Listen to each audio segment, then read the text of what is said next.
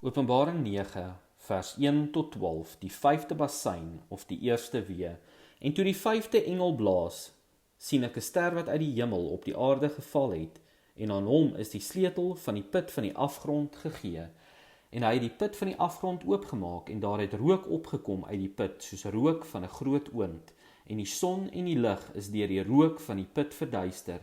En uit die rook het daar sprinkane uitgekom op die aarde, en aan hulle is mag gegee, soos die skorpioene van die aarde mag het. En aan hulle is gesê, dat hulle nie die gras van die aarde, of enige groenigheid, of enige boom moet beskadig nie, maar net alleen die mense wat die seël van God nie op hulle voorhoofde het nie.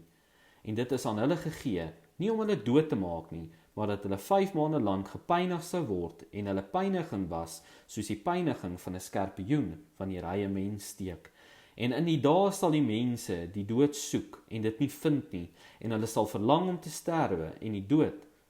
sal vir hulle wegvlug. En die voorkoms van die sprinkane was soos die van perde wat vir die oorlog toegerus is, en op hulle koppe was iets soos krone, wat net soos goud gelyk het, en hulle gesigte was soos die gesigte van mense, en hulle het hare gehad soos vrouehare, en hulle tande was soos die van leeu's, en hulle het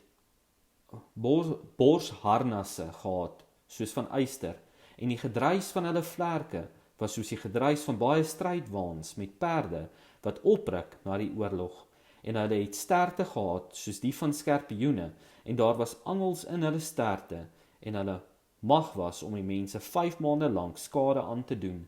en hulle het as koning oor hulle die engel van die afgrond, sy naam is in Hebreëus Abaddon, en in Grieks het hy die naam van Apollyon. Die een wee het verbygegaan, hierna kom daar nog 2 wee.